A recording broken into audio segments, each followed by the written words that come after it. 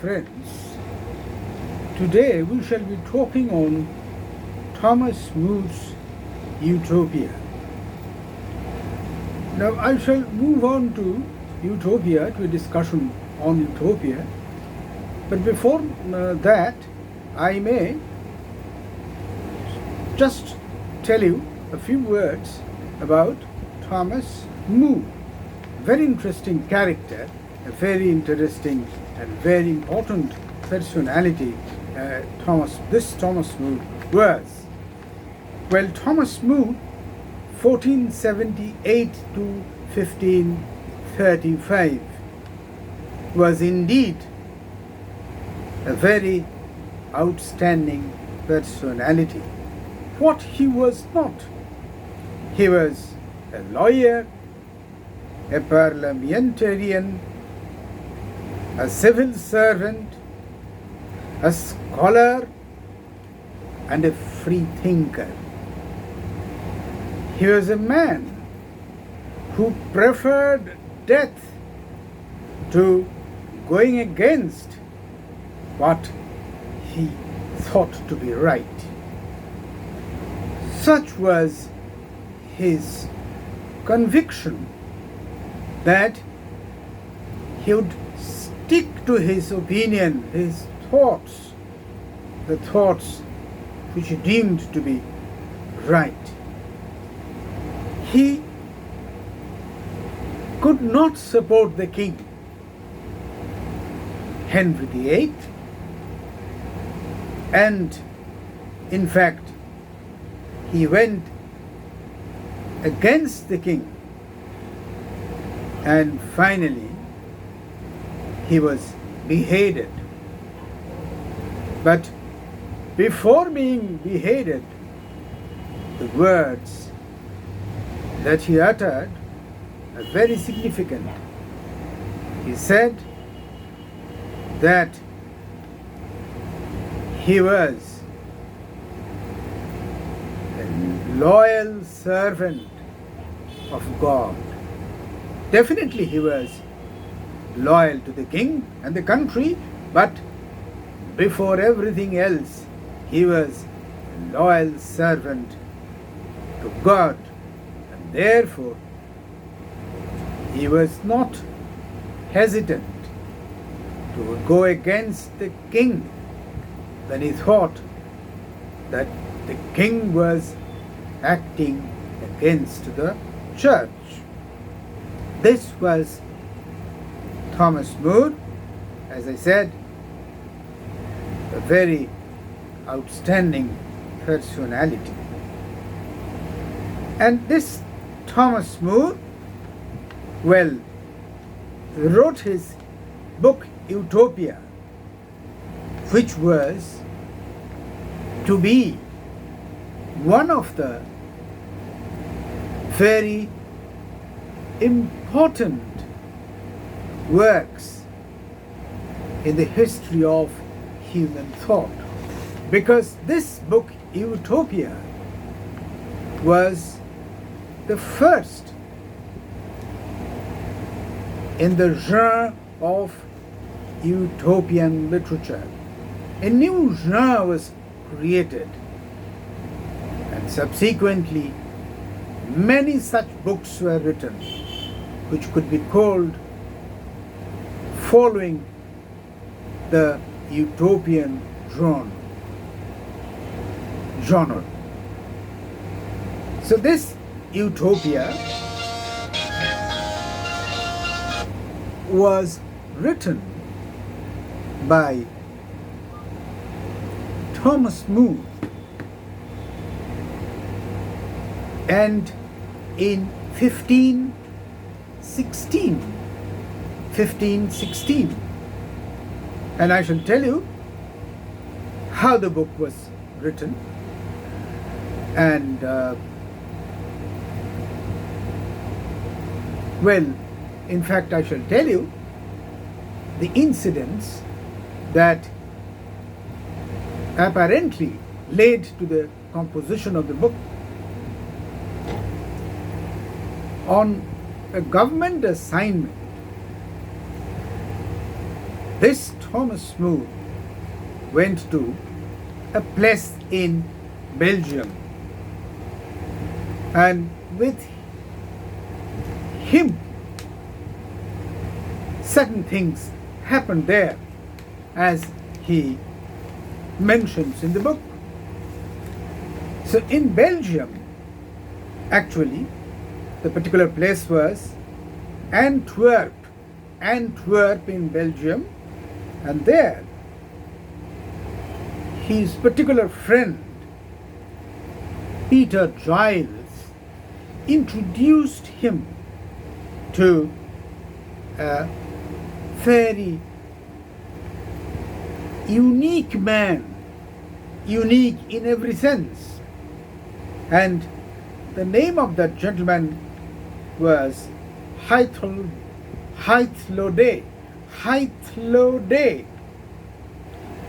This Mr. Hythlode was a veteran traveler.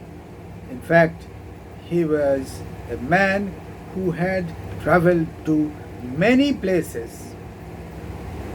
And this man, Mr. Hythlode, Mr. Giles, and Thomas More, they became friendly, and they had extensive conversations. And from the conversations, Thomas More came to understand that this Mr. Hythlode was a man of substance. He had his opinions on various things. He had traveled to a land which could be called, in fact, which he called Utopia. And this land was meticulously described by this gentleman, Hythlode, well, giving a detailed description of its geography and history. In fact, well, even the latitude and the longitude of the place were quoted by this gentleman, as if to convince these two men, More and Giles, that this was a real place and real men used to live there. Now, after a detailed conversation with this gentleman, Hythlode, More and Giles were convinced that this was a very knowledgeable man, and they requested him to share his knowledge, to share his thoughts with the world, with the people, with the nations and the communities of Europe, so as to, well, help them improve their conditions. But Hythlode was not sure whether his thoughts or his ideas would be of any effect to the people outside. Anyway, well, our main task here is to give you what this utopia is.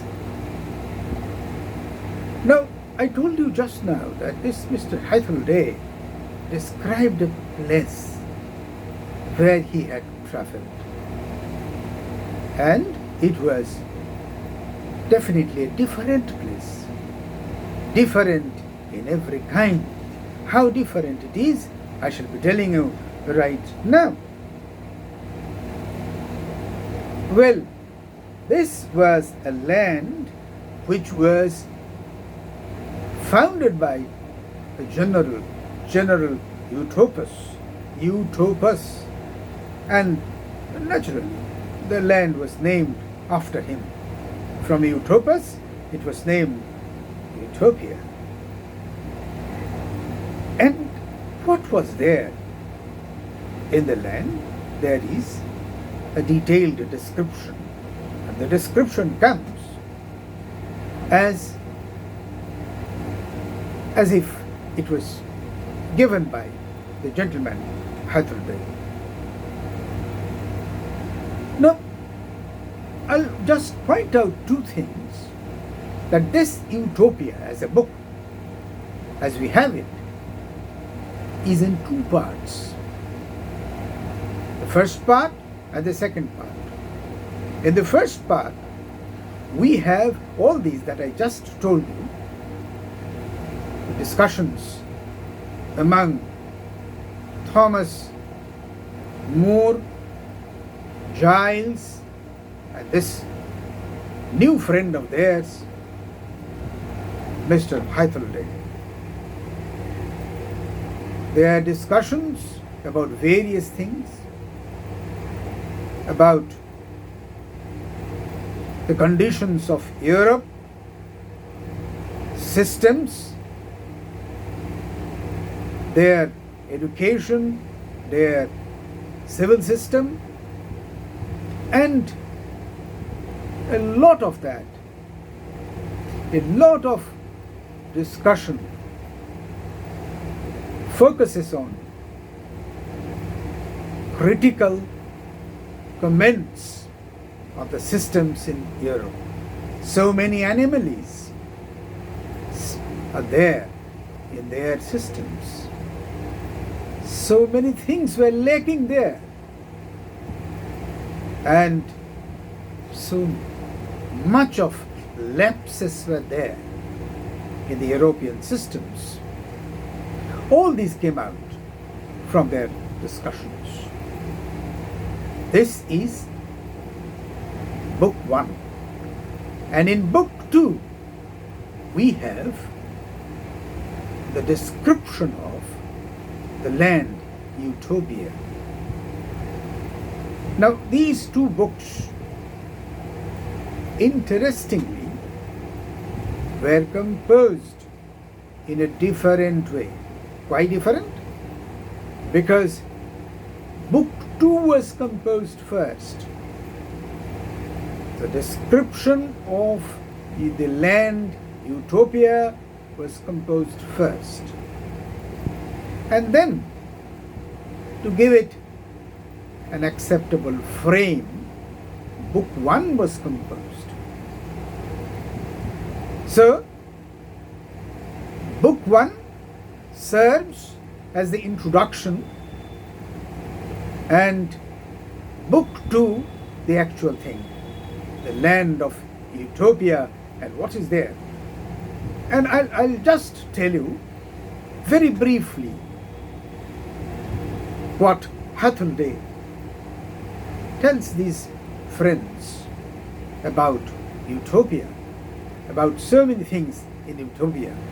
I'll be very brief, and then we shall pass on to our discussions.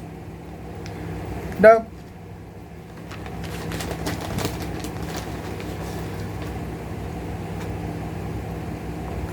book 2, that is the description or the detailed account of the land of Utopia, where the Utopians live. So what is there? Now, well, so many aspects of the land are discussed and described. Number 1, agriculture. And about agriculture, it is pointed out that agriculture is a system in the land in which all the citizens have to participate. Not that there are people dwelling in the city and living there in the city forever, because the city men alternately will have to come to the village and participate in the work of agriculture. Agriculture is an important aspect of the land of Utopia. And city. So city is a place of production. Well, perhaps factories are there, mills are there. So factories and firms, they are interrelated. So trade goes on in the cities. But it's not that the people who take part in the trade will have to keep aloof from agriculture all the time. The thing is that, well, each people will have to participate in everything. So that was the system of law and the system of equality prevalent in the utopian land. And officers, who were the officers?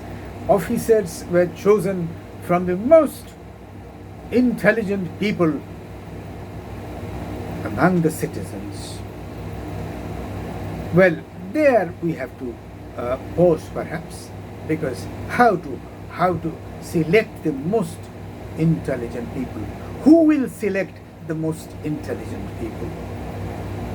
So these questions definitely may arise, but the suggestion is that there will be full justice in every aspect. The third thing that is discussed is the community life. The community life, that is family life, which is very important over there. And well, the people of Utopia, they have full respect for the family life. The family with children, with parents, and the other members must be intact in all circumstances. Then there is a mention of the free market, which is very important, because, well, it is mentioned that in Utopia there is no private property. So market is free. So no property is a private property. And what is education? Education there means useful learning, not simply bookish knowledge, but useful learning, perhaps which pertains to law of nature. So nature, natural learning, useful learning, and not simply the books or some framed things. Well, learning and the life of human beings were related there. Slaves, yes, slaves were there, but who were the slaves? The criminals. They were employed as slaves. So that was perhaps the punishment for the criminals. And another very important thing, that is euthanasia. What is euthanasia? Meaning, if somebody is suffering and if no medication works, and if that person wants to die, he or she should be allowed to die. So, one can have death if one wishes, but that must be done in certain conditions, when all medications fail, and when there is no hope of recovery, and when the man or the woman is willing to die. So that is there, that is allowed there in the land. Divorce. Now divorce is not very recommended here in that land, but divorce is permissible only when it is inevitable. And, well, about cosmetics, meaning, well, makeup and jewelry and all that, well, that is not recommended. Well, that is not very recommended in the land. Religion, very important. There is no religion. There is no religion in the land. The one thing we may remember, that, well, religion at times is the cause of many evils in the so-called civilized society. And perhaps Thomas More was thinking of Europe, where religion was a cause of much controversy, much annoyance, much differences, much anomaly among people. So there is no religion in the land, and well, so that was there. Justice was ensured to everyone. That was the Utopia land. These were the systems of the land. So what is there in the book? There are two parts.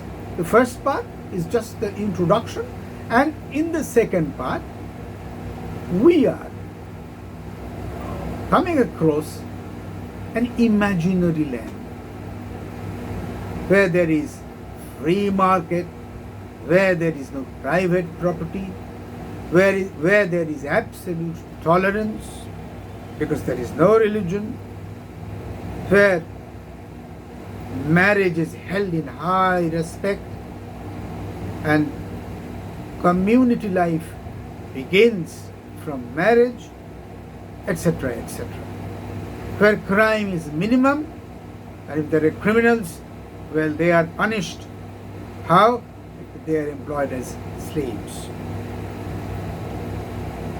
See, in brief, it is a description of a land which is a land of dream. Now it's talk.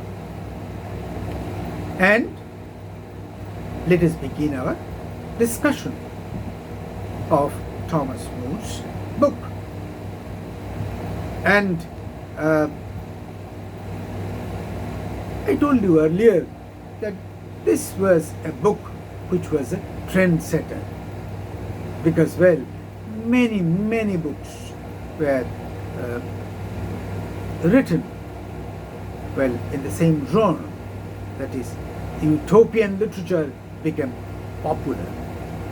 And even our own William Shakespeare was definitely much influenced by this More's Utopia, and his last play, that is The Tempest.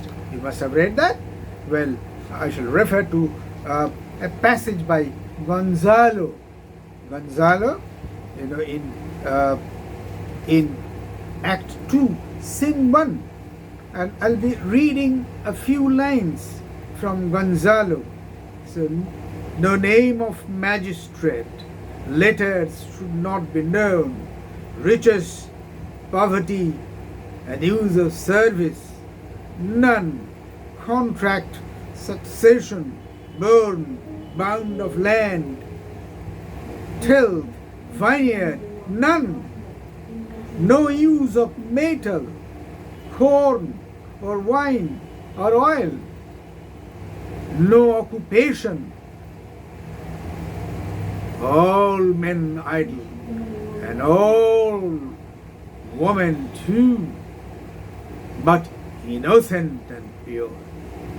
Now, well, you know, this is a speech by Gonzalo, and we can say that this speech shows Shakespeare definitely had read Thomas More's Utopia, and perhaps he was influenced. And here Gonzalo speaks of an imaginary land, such a land as, well, our own Thomas More has, well, described in his Utopia.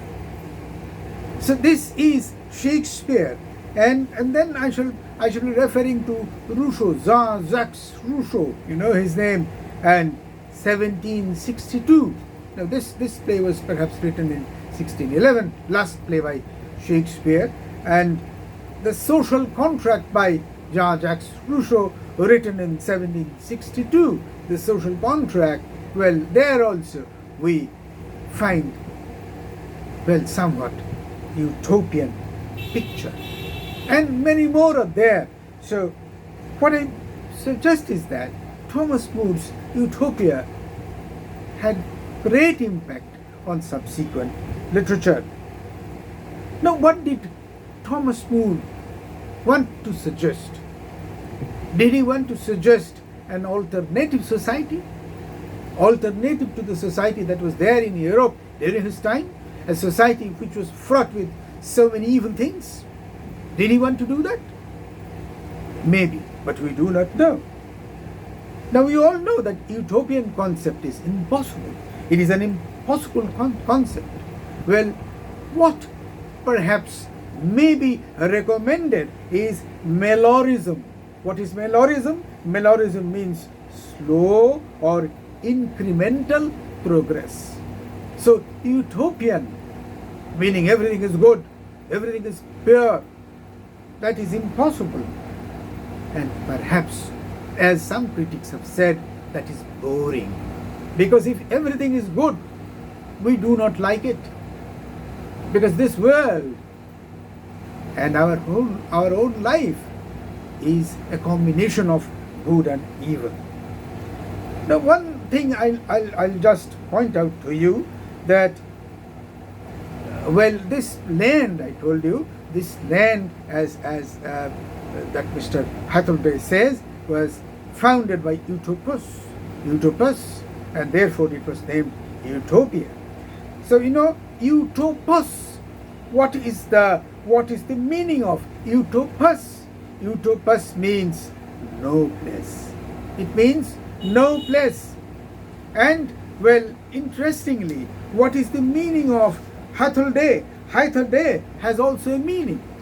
Well, that means one who talks nonsense. So Hathaway means one who talks nonsense, and he talks of Utopus or Utopia, which is no land. And as I said, that Utopia can be described as a boring land. And well, I shall refer to William Blake. I do think that you have read Blake's poems, Blake's The Marriage of Heaven and Hell. So only heaven, meaningless. Only hell, impossible. So it should be marriage of heaven and hell, as well. A combination of good and evil, all is there. I shall refer also to Gulliver's Travels. Gulliver's Travels, Jonathan Swift, which came out in 1726. And you know that in Gulliver's Travels there are 4 books, and there Gulliver, through Gulliver's Travels, well, what Swift wants to show is that it is all the point of view.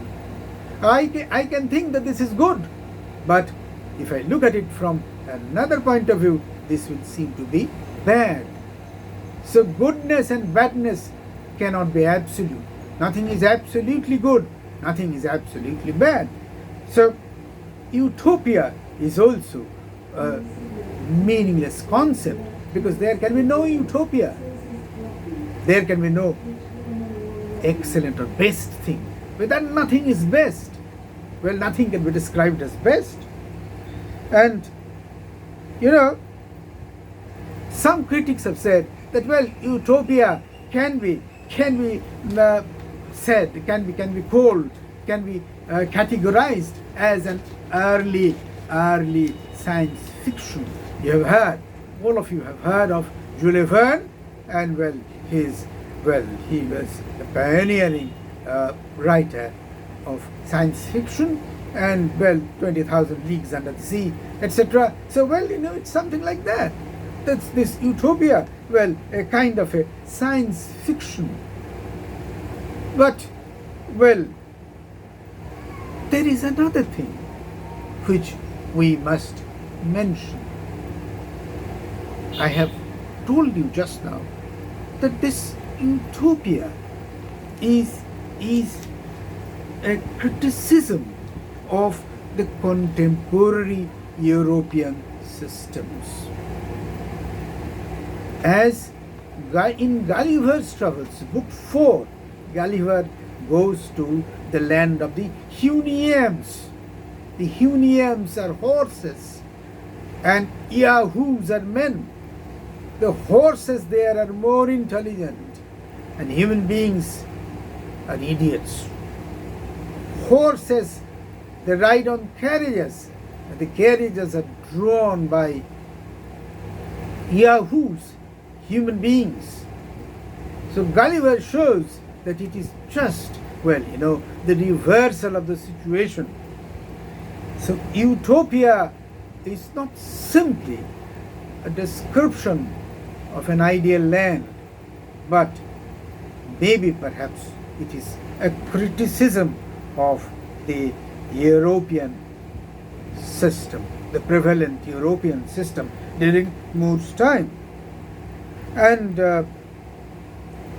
of course, we can say that it is a suggestion of an alternative society, which is also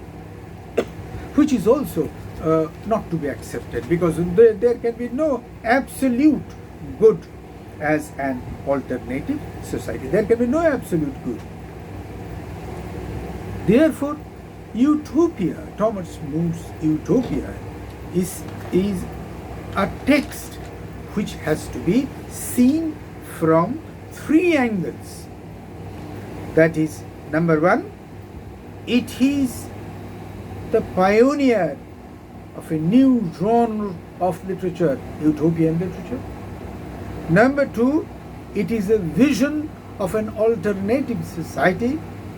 Number three, it is in fact a pointer that nothing can be absolute. Nothing can be absolutely bad, nothing can be absolutely good. Utopia is absolutely good, therefore unacceptable. Similarly, only bad is unacceptable. Now we all know, perhaps, I do not know whether you know it, you should know, that the opposite term of utopia is dystopia. So what is utopia? Where everything is good. What is dystopia? Where everything is bad. So these are two extremes. And human system can never tolerate, can never brook any extreme. So we have to think of utopia, Thomas More's Utopia, in these terms. Thank you very much.